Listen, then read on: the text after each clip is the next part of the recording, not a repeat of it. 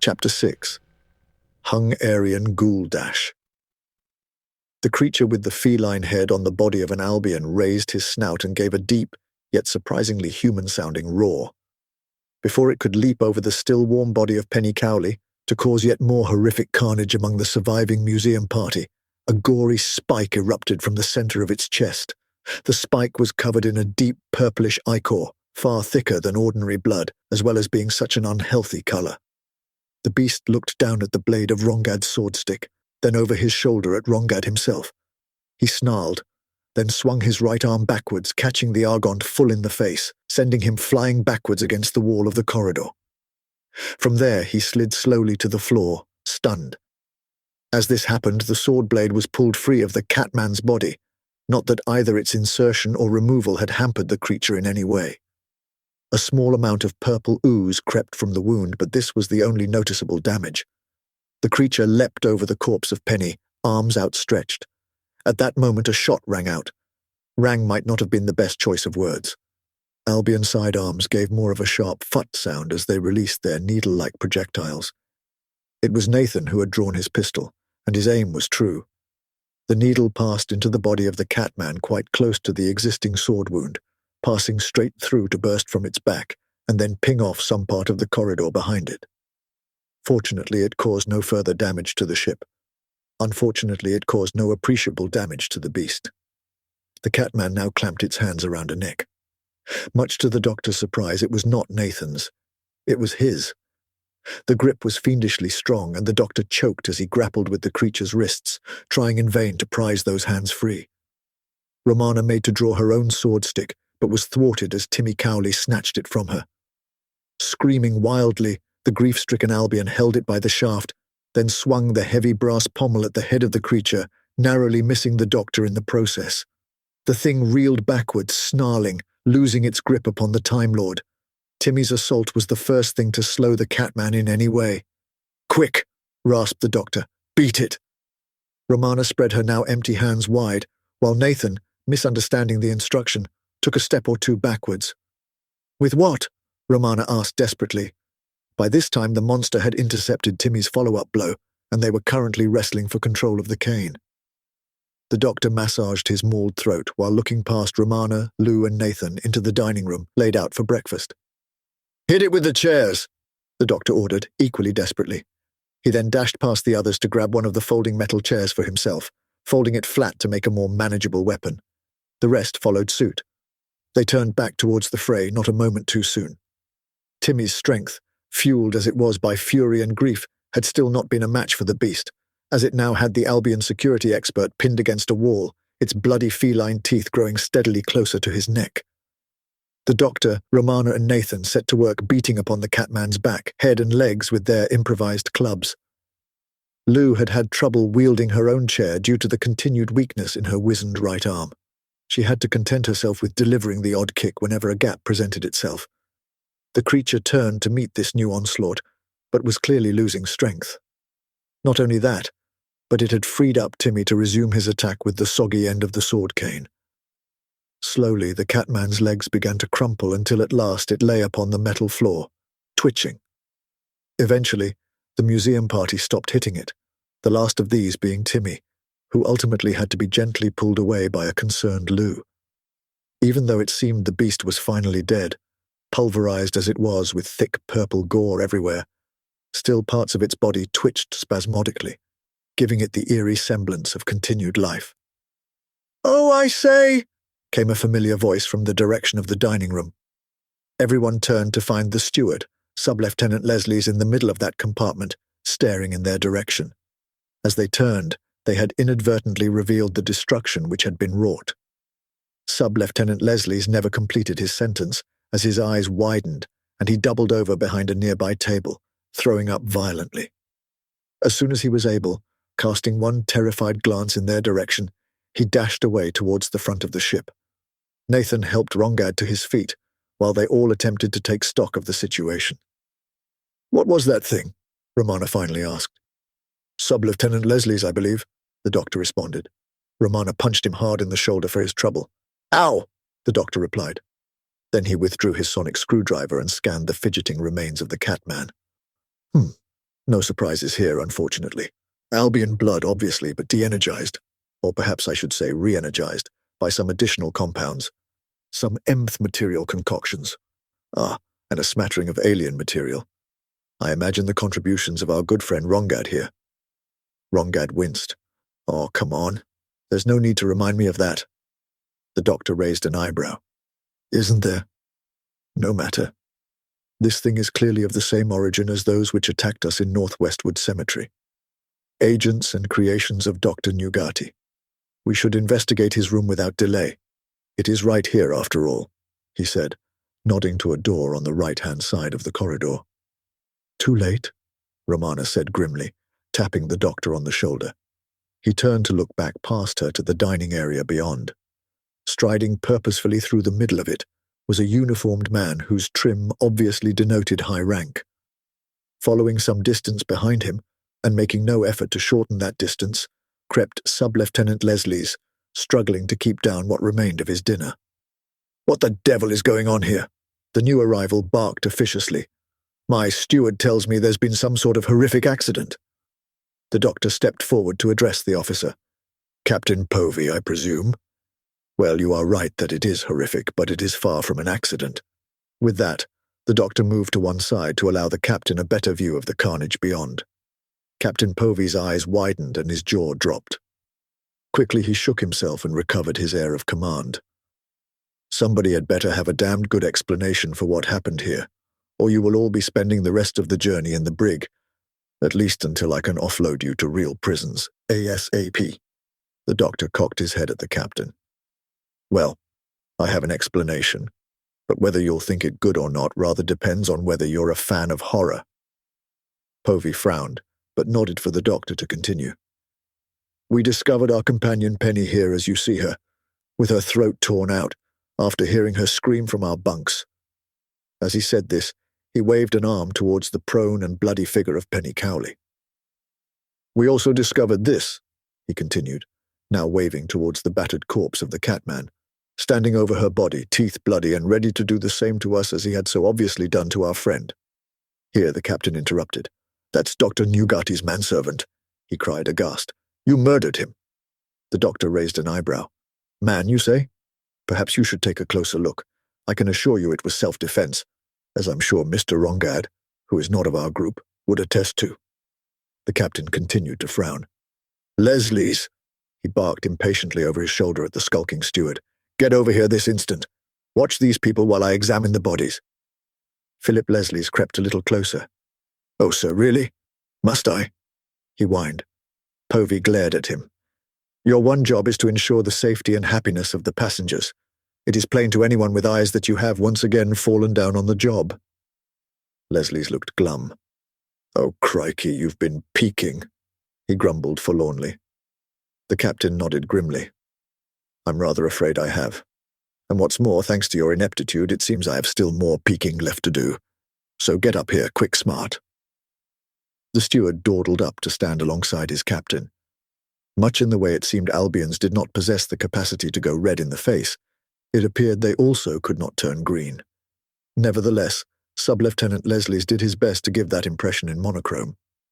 "Watch them," Captain Povey barked, gesturing at the museum party and Rongad. Philip looked relieved to be allowed to watch something other than the bloodied corpses. The captain now took a couple of steps closer to the bodies, then stopped dead as he saw the face of Nugati's manservant clearly for the first time. "Dear God!" he exclaimed, eyes wide. "That's what I said," Rongad supplied, trying to engender a feeling of camaraderie. The captain frowned at him. A series of odd gulping sounds came from Philip Leslie's, whose attention had been drawn to the gory mess once more, leaving him fighting to control his digestive tract.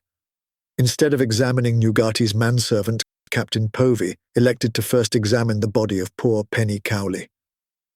He knelt down next to her corpse and gave her wounds close inspection. She looks as though she's been mauled by some wild animal. The teeth marks around her neck and throat are quite evident. Really? And who here do you think most likely to have caused them? Lou weighed in with heavy sarcasm. Povey shot out yet another warning frown, this time directed at the professor. The captain then turned his attention to the manservant. I have never seen anything like this. You obviously gave this man quite a beating. But even I have to admit this is no ordinary Albion's head. Here he moved the scarf a little and raised the fur on the creature's neck. Dear God, he repeated, there are stitch marks here, and healing scar tissue. The doctor ducked down next to the captain to get a closer look. The captain glared at him furiously. Just what the hell do you think you're doing? He snapped at the doctor. The doctor looked up from his own examination of the creature's neck. Oh, I was just fascinated by your discovery of scar tissue. We have encountered some of these things before, and are slowly beginning to understand their nature. This is the first time we've noticed evidence of new growth on these bodies. This explanation had done nothing to mollify the captain. However, before he could tell the doctor exactly what he thought of both it and the doctor himself, another voice rang out. What about my wife? This heart-wrenching, broken cry came from Timmy Cowley. His fists and face were balled up with grief-fueled rage, and he was shaking like a plucked bowstring. Clearly he was close to a further violent expression of his inner torment. Captain Povey studied him for a moment before giving a resigned sigh. He took off his dark blue jacket and slowly laid it over the head and body of Penny Cowley. Then he stood up to address his audience. We have some cold storage facilities in the main envelope. I shall have some stores moved around and we shall find space for Mrs. Cowley. And that thing, he said determinedly, his last remark made with a nod towards the Catman. Timmy seemed to calm a little. His shoulders slumped and his head dropped.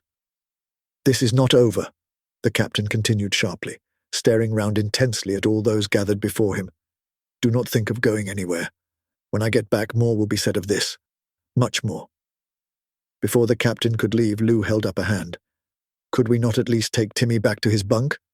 Don't you think he's suffered enough? Captain Povey harumphed impatiently. You might be right. I will allow that, but only on condition you stay with him and watch over him. And do not leave your bunks until I give permission, if I give permission. The captain turned his attention to the hapless Sub-Lieutenant Leslie's. And you will stay here and watch the rest of them. Make sure they don't interfere with the bodies any further, or wander off. Let's see if you can manage that much at least. You truly are the Albion's burden, he finished exasperatedly. Right you are, sir, Leslie's responded, attempting to sound cheerful. Captain Povey made to leave once more, but was halted again, this time by a cough from the doctor. Ahem. And while you're near the telecom room, you might want to make inquiries with the authorities about our prior experience. Ask about the clearance of North Westwood Cemetery and the Albion Imperial Museum's involvement in the affair, he advised. The captain gave him a hard stare, then spun on his heels and left, ushering Lou and Timmy with him. The doctor surveyed his remaining companions, Romana, Rongad and Nathan, and his surroundings. Sub-Lieutenant Leslie stood at the entrance to the dining area, beaming awkwardly. He shrugged apologetically as the doctor's eyes fell on him. The doctor gave him a somewhat cold and calculating smile in return. He withdrew his sonic screwdriver and turned away from the steward to face the cabin door immediately in front of him. Number 13. The screwdriver gave a chirp, and the lock a pop. The doctor reached for the handle and turned it. He pushed the door, which swung inwards to reveal the room within. I say, Philip Leslie's piped up. I really think you oughtn't be doing that. I mean, I'm terribly sorry and everything, but I do have my orders. The doctor turned his head back towards the unfortunate officer, still wearing his slightly disconcerting smile. Which were, I believe, to prevent us interfering with the bodies, were they not? He asked innocently. Well, rather. I mean that and prevent you all wandering off, Philip said, putting on as brave and yet simultaneously friendly face as his features could accommodate. The doctor nodded curtly. Excellent. Well, if we all go into room 13, not only will we be further from the corpses, we will also be corralled into one place. And as you watch us, you won't even have to look at the bodies. Sub-Lieutenant Leslie's brightened considerably upon hearing this. Oh, I say, crikey, that's terribly kind of you.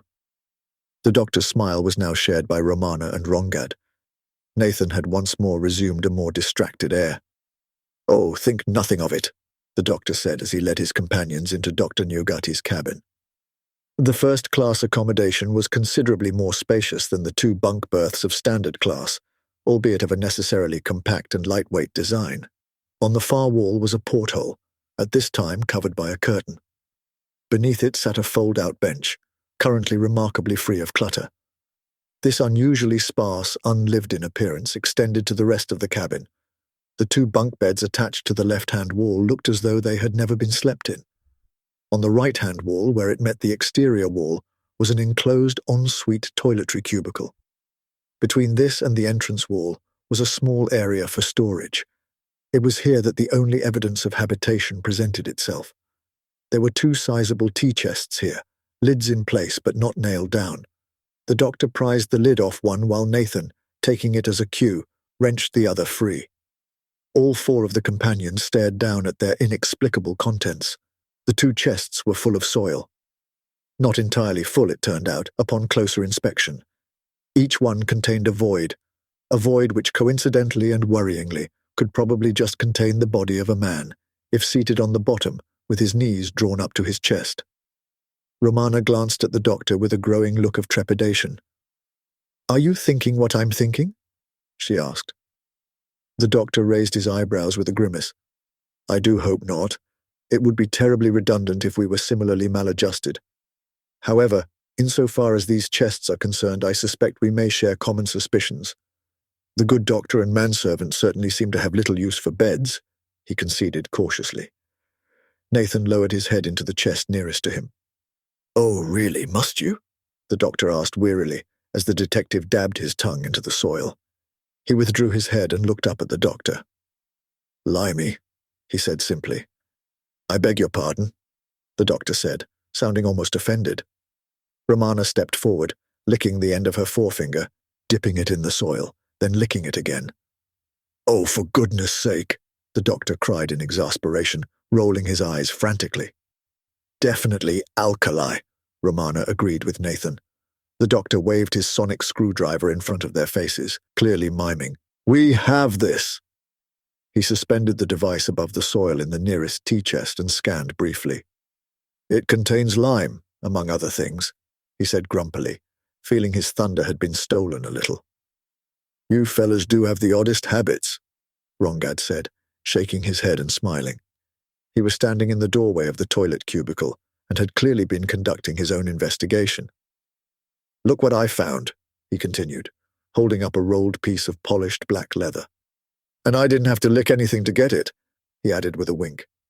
He popped open a fastener and rolled the leather bundle on the floor between them all. It turned out to be a very compact holder for hypodermic needles, around a dozen in total, each containing some sort of thick ooze or ichor of a variety of unhealthy-looking hues. The doctor waved his sonic screwdriver one more time for emphasis, then quickly scanned the contents of their wallet. "Quite the biochemical toolkit, it seems," he pronounced. "I can't identify everything present precisely. We need to pop back to the TARDIS for a full analysis. However, I am detecting compounds with elements of nth material, as well as some traces of argand." Rongad nodded grimly. "Dr. Nugati's get up and go kit," he agreed. At that same moment they heard footsteps approaching along the corridor outside and a cry of, "What the bloody hell?" The doctor hurriedly bound the roll of syringes back up and hid them in his satchel. Captain Povey burst into view behind Sub-Lieutenant Leslie's. He looked like he wanted to throttle him. Leslie spun round to face his captain, friendly grin still plastered in place, but a look of confused panic in his eyes. Everything's shipshape here, sir. I have our guests confined in this room to keep the corridor clear and whatnot." "Whatnot indeed," Captain Povey bristled. "And you thought it best to store them in the room of one of our recently deceased guests?" I can see why my simple orders may have been a little too demanding for my steward. Perhaps more static charges might agree with him more. The latrines are generally quite stationary. Oh, rather, sir, Leslie's agreed cheerfully, before realizing what the captain meant. Oh, crikey, I mean rather not, of course. Honestly, sir, I won't let you down. Povey continued to glower at the steward. Again, you mean? He growled. Sir? Leslie's responded, bemused.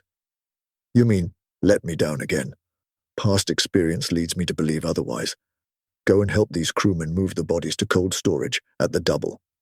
Right-ho, sir, Leslie snapped back, saluting smartly.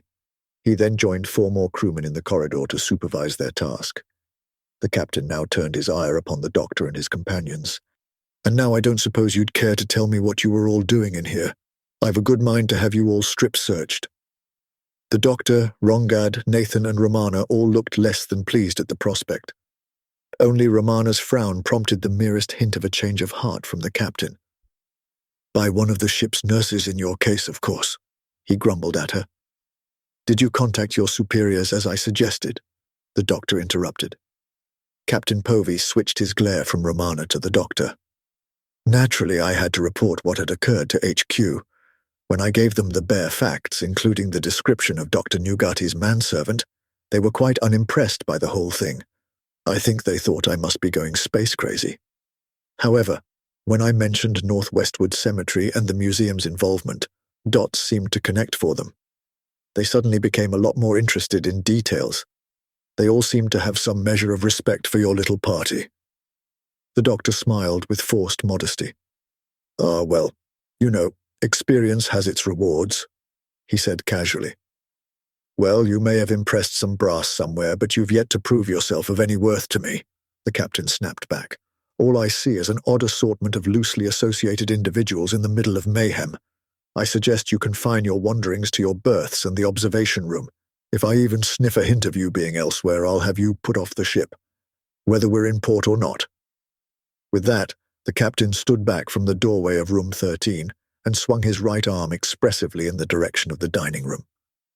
The doctor and the others each nodded their appreciation for his understanding, one by one, as they filed past him into the corridor. Rongad returned to his room in first class, while the doctor, Romana, and Nathan made their way to their berths to check on Timmy and Lou and to plan their next move. One thought dominated each of their minds. Where was Dr. Nugati? Timmy was red-eyed and oscillating between complete withdrawal and barely contained rage. Lou looked relieved to be relieved of sole responsibility for his well-being, nursemaid never being her natural calling. He could be in another cabin, Nathan suggested as the topic returned once again to Nugati's whereabouts. Horrific though recent events had been, they did seem to have the silver lining of reviving a measure of focus and engagement in the private investigator. Possible, but unlikely, the doctor replied. If they haven't already begun, then I'm sure the crew will be searching all the other cabins very shortly. Up in the envelope with the cargo, Romana suggested. The doctor nodded. When you have eliminated the impossible, whatever remains, however improbable, must be the truth, the doctor pronounced gravely. That sounds awfully familiar, Romana responded quizzically. The doctor looked disproportionately flustered upon hearing these words from Romana's lips, almost panicked, as if he had committed a massive faux pas which risked discovery at any moment. Yes. Well, I'm sure I've never said those words to you before.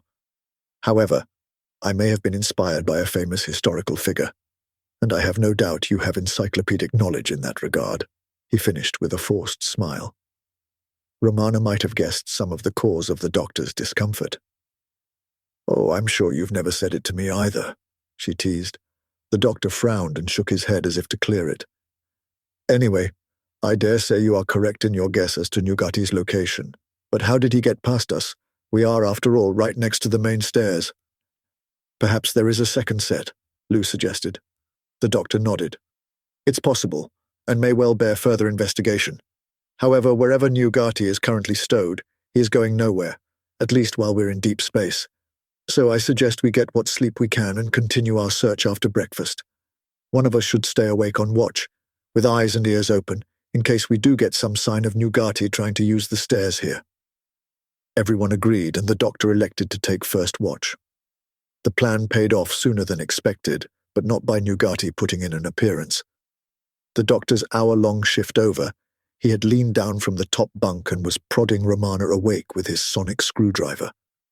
At that moment, they both heard multiple footfalls coming down the steps from above. Peeking out through the gap in the curtains to their berth, the two Time Lords saw 4 crewmen clattering into the metal-floored corridor. One of them rapped smartly on the door to the flight deck. A second later, it was opened by Captain Povey himself. "Report," he barked at the sailor. "Sir, the bodies are stored in cold storage locker D. All the food supplies from there distributed among lockers B and C. I've made a full revised manifest, sir." As he said this, the crewman handed the captain a small notebook. "Very good, Chief Petty Officer Twerpy. It's nice to see somebody in this crew taking their duties seriously. Which brings me neatly onto the subject of Sub-Lieutenant Leslie's. He hasn't by any chance locked himself in cold storage." "No, sir, sir," Twerpy barked back. "A pity," Povey responded wistfully. "No, sir. We discovered something odd and Sub-Lieutenant Leslie's decided to stay on site and keep an eye on things," Twerpy explained. "An unusual level of decisiveness, almost competency, from our steward there. What odd thing did you uncover?" "Sir, it looked like someone had been trying to root through one of the cargo pens. The door had been left part open on pen 12A, and things had been shifted around a bit. Nothing missing. None of the crates inside opened either. Almost like we disturbed someone in the act of looting. Anyway, we checked inside to make sure no one was hiding in the pen itself, then chained it up with extra padlocks to ensure no one gets in there again." Captain Povey nodded his approval. "Very good, Chief Petty Officer.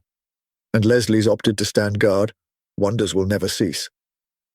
At that, the captain flicked a lever on the wall, and the bottom section of the steps to the main envelope folded up to form a robust-looking hatch in the ceiling. "That should keep things secure for now. A security detail needs forming to conduct a proper search of the envelope.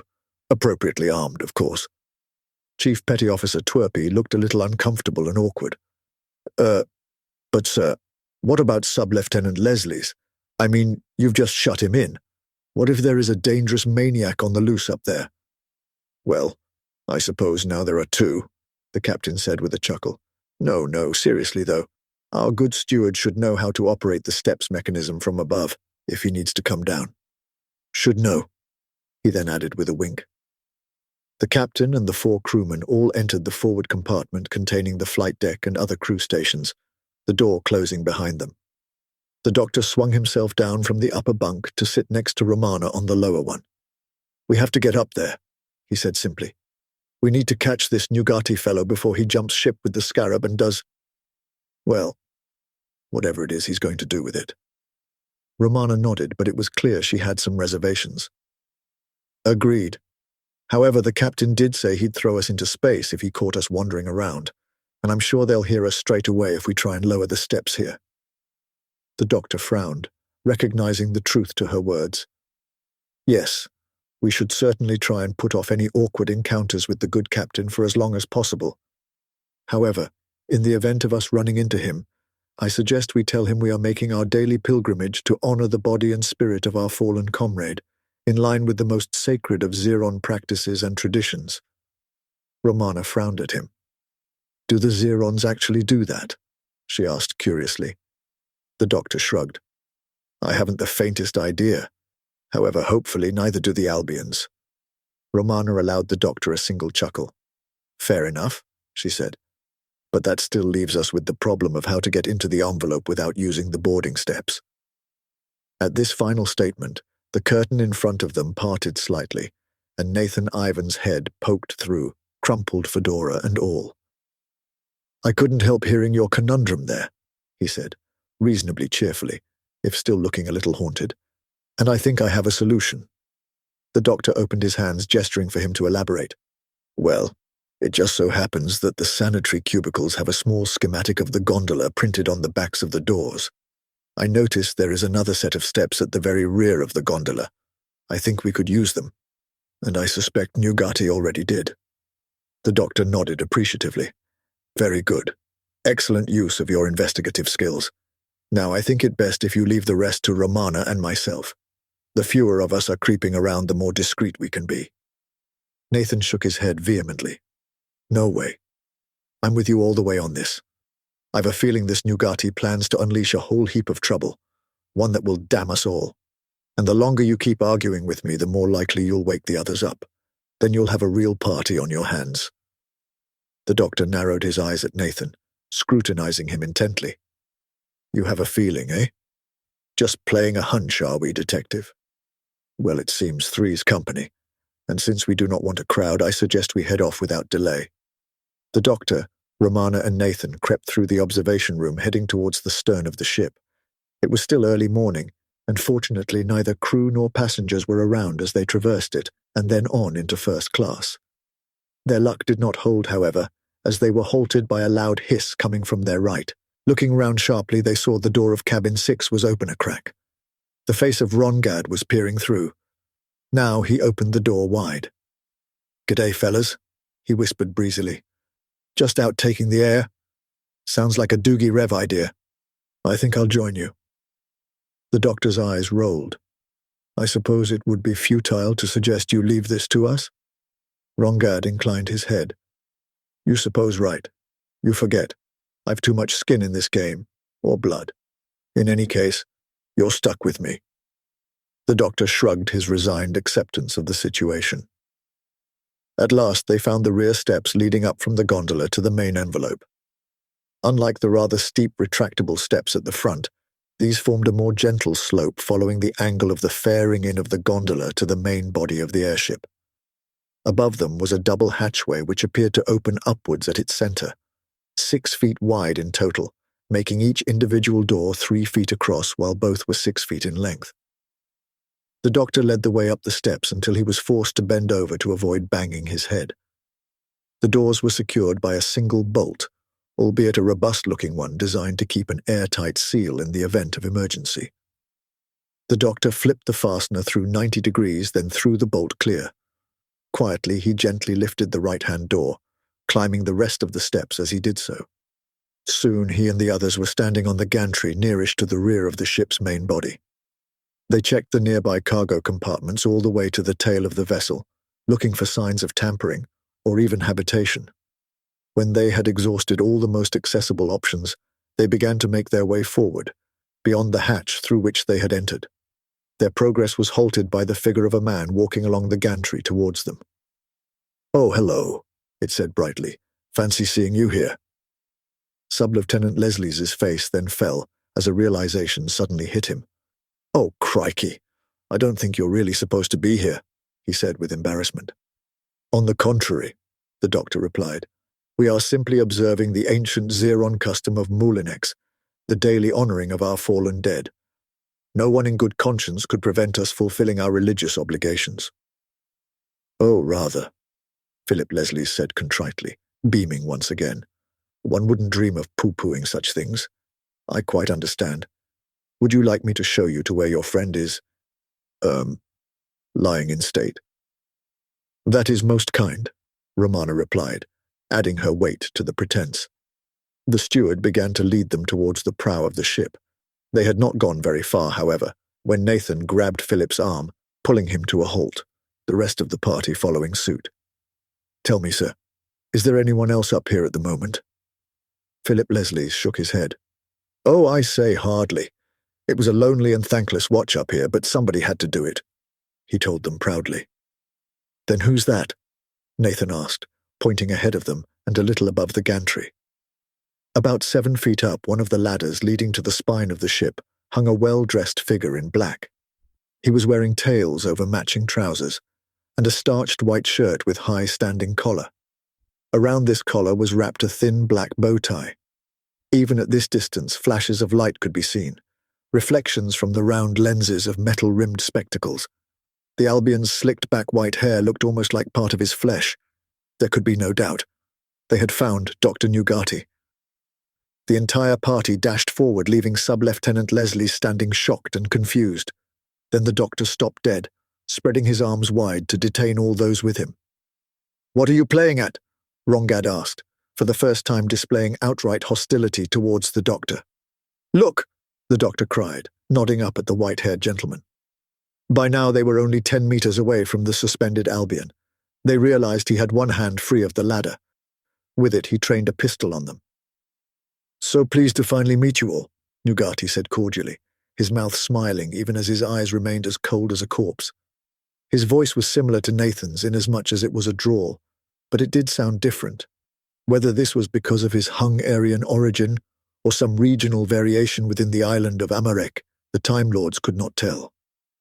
"Please don't come any further," Nugati continued. "I'd hate to have to kill you.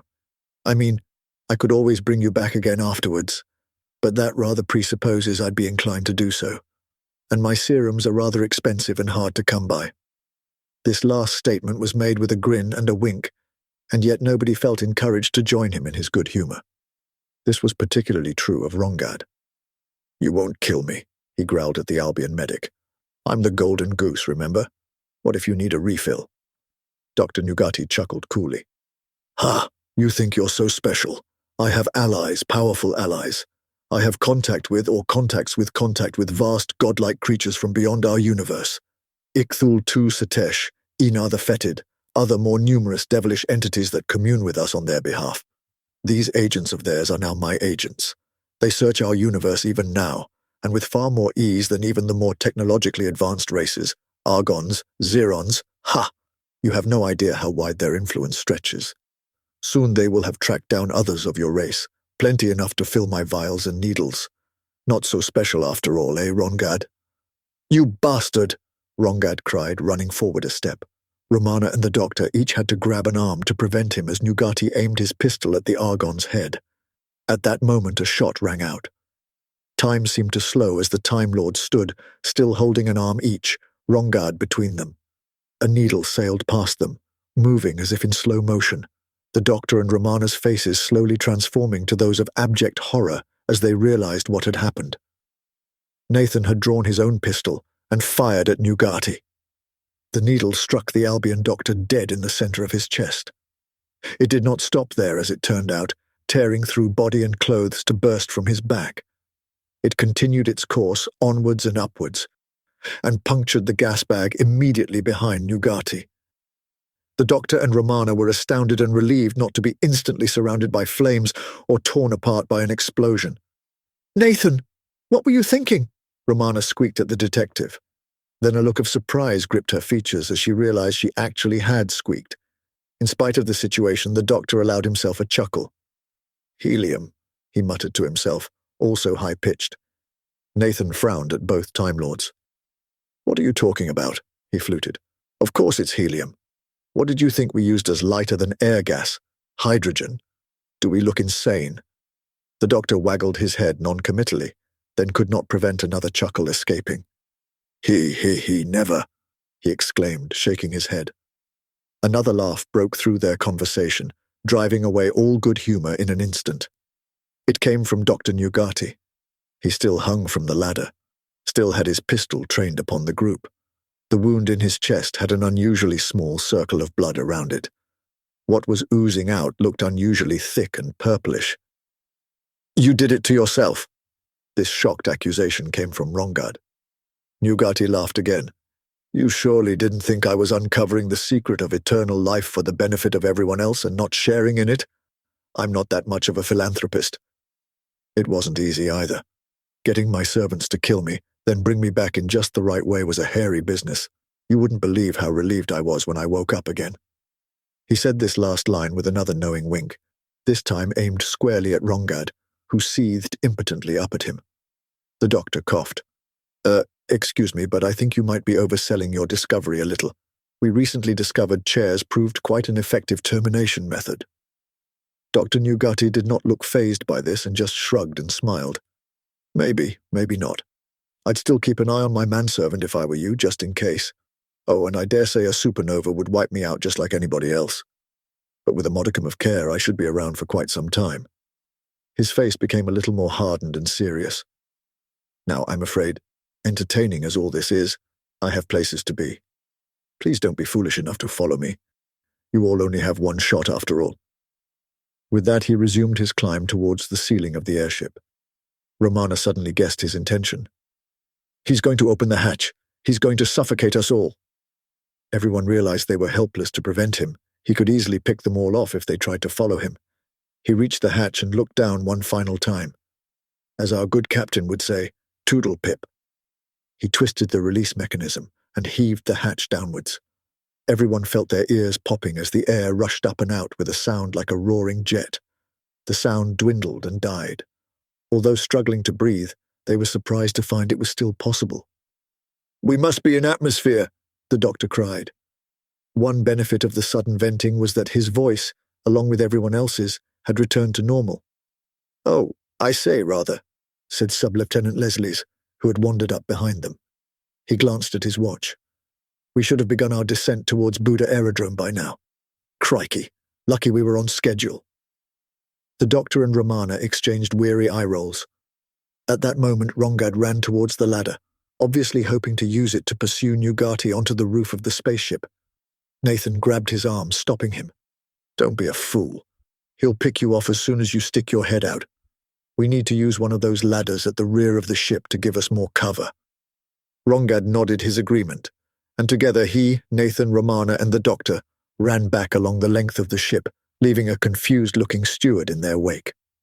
The doctor took the lead in mounting the new ladder, much to Rongad's obvious annoyance.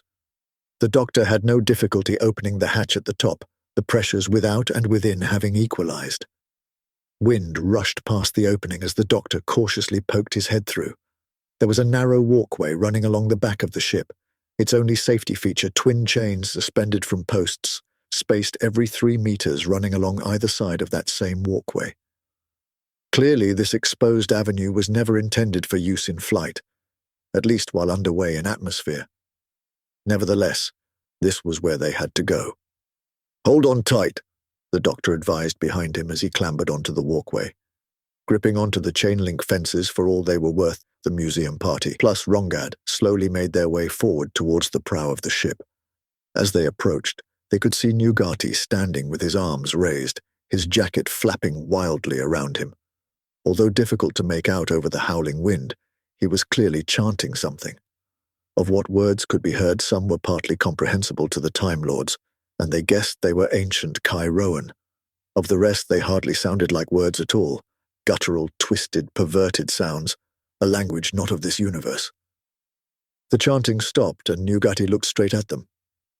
"You were foolish to follow me here," he said with a grim smile. "I have allies, remember?" As he said this, the doctor, Romana, Rongad, and Nathan heard another roar, like a competing gale or a freight train approaching. This sound was coming from behind them. "Get down!" the doctor cried instinctively.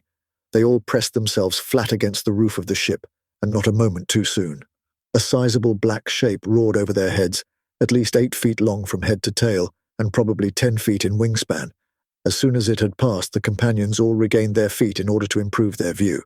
As they did so, the thing landed on the roof beside Dr. Nugati. He began to clamber onto its back. In many ways, the entity resembled the creature which had been summoned in the hall of Dunbar House, only instead of roaring flame, this thing seemed to consist of nothing but impenetrable, oily black smoke. "I've got an idea," Nathan cried. As he said this, Nugati finally achieved a position on the creature's back to his liking. "Once again," he said with a cheery wave, "Toodle pip." As he said this, there was a dull clang, the tolling of a bell. Nathan stood with the phoenix bell in his hand. For a second time, a sound like an approaching tornado came from behind the party. The phoenix landed gracefully beside Nathan on the roof of the ship. Thankfully for now, the ship itself did not ignite. "Go get him, boy!" Nathan cried, pointing at the black-winged thing with Nugati perched on top. The black creature launched from the ship, twisting away from them. The phoenix launched after it, hot in pursuit. The museum party, plus Rongad, watched the twisting chase as both entities flew ever onwards into a storm-tossed, darkened sky. Eventually all was lost to distance and the clouds. Romana turned to face the doctor. "I suppose there's a chance the scarab might have been dropped onto Hung area, perhaps lost forever or at least for generations." The doctor pursed his lips. "But even if that was so, it would still leave this system in its somewhat fractured state. Then again, inconvenient as that would be for us, it might be an acceptable outcome, with regards avoiding further greater trouble." Romana waggled her head noncommittally. I suppose you might be right, and we could always have the TARDIS towed out of the system by some obliging non-Albion vessel. But I sense you don't believe this is the case. The doctor chuckled mirthlessly. When have we ever been that lucky? Lucky 13 may prove a very sick joke indeed. He looked around him, then stared Romana dead in the eyes once more. I suspect we have much work ahead of us on Hungaria.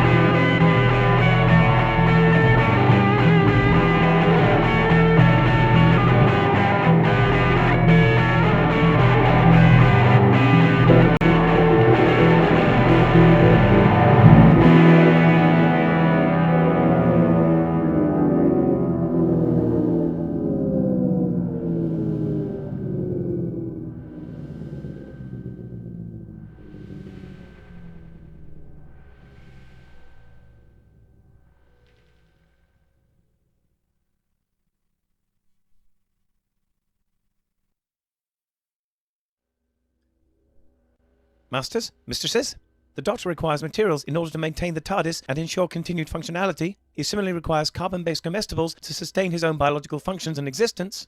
Master would never say this, but he requires aid beyond that supplied by this unit in order to acquire these.